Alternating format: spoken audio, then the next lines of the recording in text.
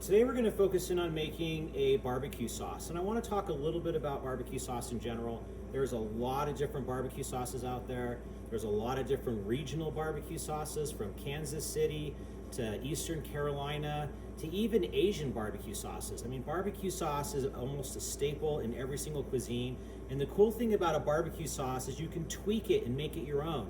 And we're gonna focus in on just a basic barbecue sauce, but I also want you to remember, barbecue sauce is very complex with a lot of different flavors. So it takes time. You can't rush a barbecue sauce. It needs to cook slow over a certain period of time to develop all those flavors.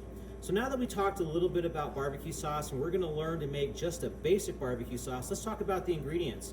So I have tomato puree here, I have some water, I have some Worcestershire, I have some apple cider vinegar, I have some vegetable oil, some chopped onions, anywhere from a rough chop to a finely minced, some rough chopped garlic or finely minced garlic, some sugar, I have some chili powder, I have some dried mustard powder, and I have a little bit of black pepper. So a lot of different ingredients going in on a barbecue sauce, and the beautiful thing about making a barbecue sauce is there's really not a lot of technique besides putting all of your ingredients in a pot, bringing it to a boil, turning it down to a simmer, and letting it cook over a long period of time. So let's go ahead and start. I have a very low flame on my pot. I'm just gonna add all my ingredients.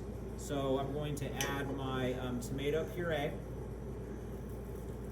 I'm gonna add my water, my apple cider,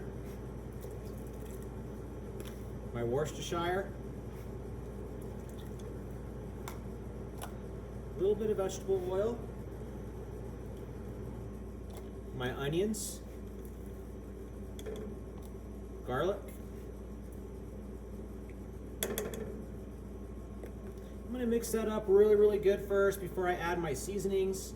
Just want to make sure that I incorporate all those wet ingredients together. At this point, once I have it in, I can turn my fire up a little bit.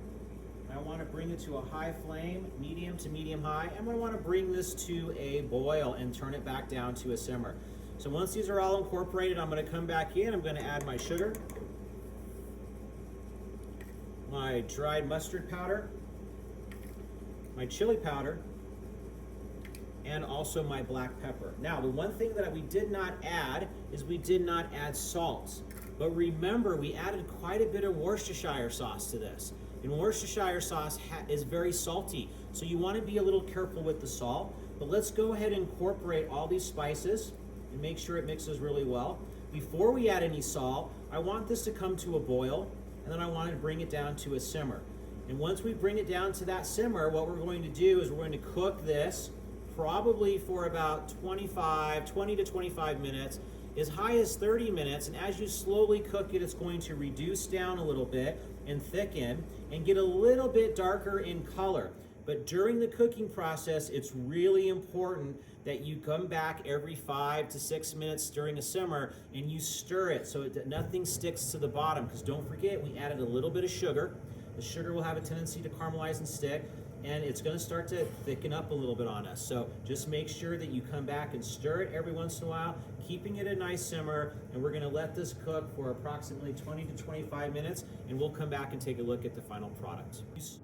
So our barbecue sauce now has been cooking for about 20 to 25 minutes. I let it go a little bit longer, so about 30 minutes, and it darkened up a little bit and it reduced down, and you can see that it thickened up on us to where you have that nice thick consistency of barbecue sauce. Now, if it's a little bit on the lighter side of not being too thick, you can always thicken it with a thickening agent. And you have different choices to use. You could do cornstarch and water. You could make maybe a brown roux and thicken it with a little bit of a brown roux. It just depends.